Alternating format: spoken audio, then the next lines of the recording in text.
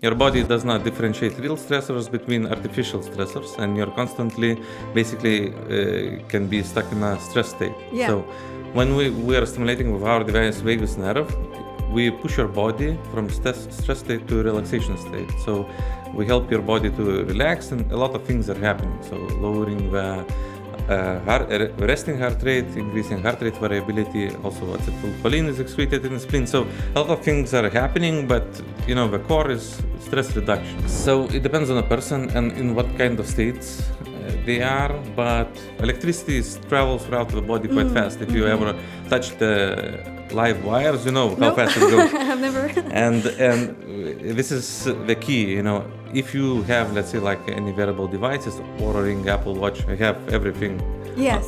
on me, so we can even gather their data and apply in our, let's say, application, and we can show you how much you are using it, how much it can improve your, let's say, longevity biomarkers or stress markers, let's say like this. So we can Yes. increase heart rate variability and decrease resting heart rate.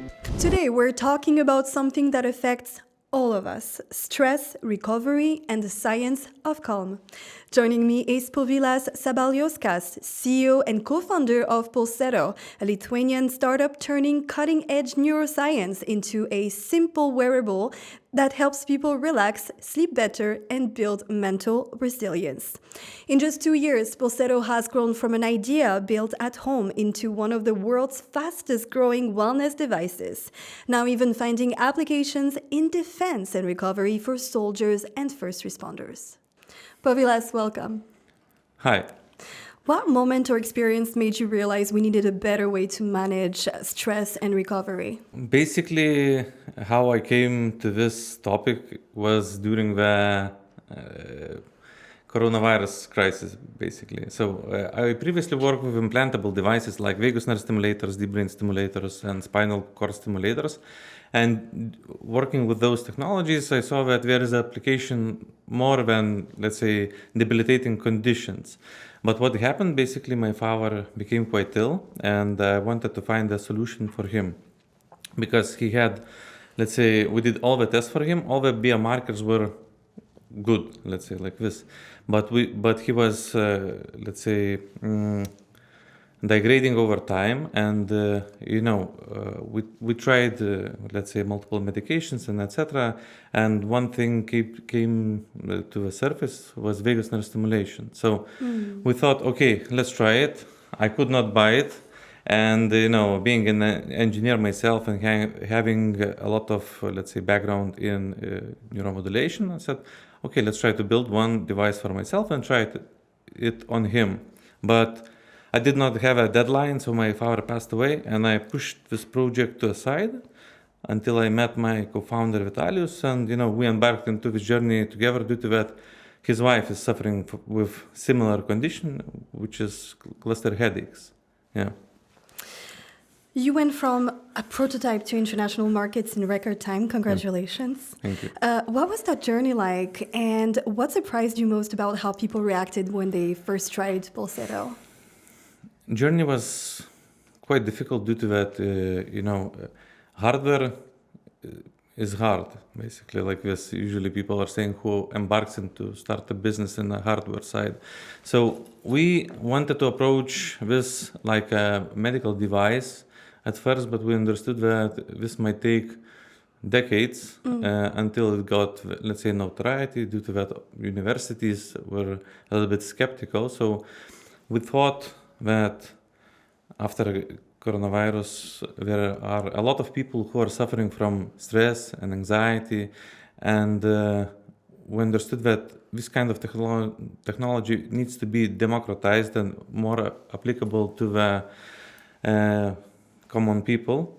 And we started to search funding, and it was quite hard. And we had at least 100 approaches to VC funds, and we got no's. With first iteration of a device, we iterated on second iteration device, and again, no was basically the common word in our language. And when we got third prototype, we met with our, let's say, first, pre-seed investor, Kilo Health, who said, okay, you are so persistent that we will give you initial money just to try this kind of device. And if you build the prototype in 1 year, we will give you additional funding. So me and Vitalius approached it like, we had 1 year of building this kind of dream, this kind of technology. So, and we finished it in 9 months. But, the journey... Perseverance is key, really. Yeah, key. But building a first device, later getting initial funding, you understand, okay, this is just a prototype. You need to build the manufacturing sites, scalability, logistics centers, marketing campaigns, and a lot of things happened in those 5 years already.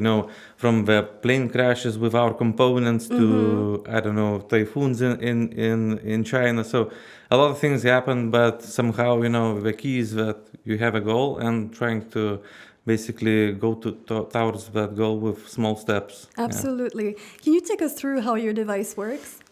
So this is our device. I do not know if I will remove it from the box, but I can. Up to you, please. Yeah. So it's quite simple and complex technology at the same time. Yeah. So it's a wearable device. So you put it on your neck, apply a little bit of gel, like ultrasound gel on the neck. And what we create between two electrodes, electrical field, which penetrates skin, muscle level, and activates vagus nerve fibers, which are responsible for your body. And it helps recovery? Okay. Yeah, so we activate those fibers and basically trick your body into relaxation state. So you have two states, fight or flight or rest and digest. And if you are living like a normal person, have, Slack, social media, etc., your body does not differentiate real stressors between artificial stressors, and you're constantly, basically, can be stuck in a stress state. Yeah. So when we are stimulating with our device vagus nerve, we push your body from stress state to relaxation state. So we help your body to relax, and a lot of things are happening. So lowering the resting heart rate, increasing heart rate variability, also acetylcholine is excreted in the spleen. So a lot of things are happening, but the core is stress reduction. How long do you need to wear it for to feel the results or some kind of effect? So it depends on a person and in what kind of states they are, but in general, there are people who feel results in 4 minutes. So, electricity travels throughout the body quite fast. If you ever touch the live wires, how fast it goes. I've never. And this is the key, electricity is fast approach. And if you have, let's say, like any wearable devices or a Ring, Apple Watch, I have everything on me. So we can even gather their data and apply in our, let's say, application, and we can show you how much you are using it, how much it can improve your, let's say, longevity biomarkers or stress markers, let's say like this. So we can increase heart rate variability and decrease resting heart rate. And you're also exploring how Pulsetto can support people working under extreme pressure, like veterans or first responders. What made you take that leap, and how do you see technology like this changing how we think about mental recovery? So when we started, we understood that this technology can be applied with, let's say, PTSD patients and ex-military personnel, but in 2022, basically, military or dual-use technology was no-go for VC funds, and it was considered if you're going to, let's say, dual-use, you are in the same bucket as gambling, porn industry, and etc. So it was, if you get investment from that side, there is no other way later get another round. So, things changed with Ukraine war, and VC funds understood that this is needed. A lot of technologies can be applied, and we already knew that our device can be applied in this case. So we approached Ukrainian soldiers, US PTSD patients, ex-veterans. Due to that, we have quite substantial community on that side. So we're doing trials. We're trying to develop a specific device for military personnel. So, it is a journey. Due to that, it's quite complex market with high entry barrier right now. Povilas, I want to ask you, you once said that taking care of your nervous system could be as normal as tracking your steps. How close are we to that world today? Close? I do not know. It's a hard question to understand right now due to that, AI technologies are evolving very fast, and, the more, let's say, biomarkers you can gather, let's say, more correlation or prediction you can do. So there are some things how you can check your, let's say, central nervous system with CNS step tests in the morning and understand how well is your central nervous system rested. So you can do some simple, let's say, techniques in the application and check it. But in my opinion, in 5 years, there will be a lot of good things like... Exactly. That leads to my next question. How do you see the state of mental health in the next 5 to 10 years? I see that there will be more solutions for mental state, let's say, relief devices or neuromodulation technologies, but I would say the mental state will never,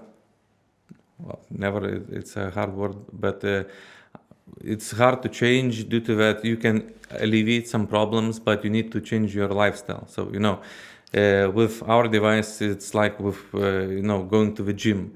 You can go to the gym, get, strong, but if you stop it, it will go back to the same reality. We have to see this as a tool that supports a healthy lifestyle. Yeah, it's not a magic bullet. It's a tool in your toolbox. It's a easier entry barrier for coping with some problems. Povilas, thank you very much for speaking with me today. Yeah, thank you very much for having me.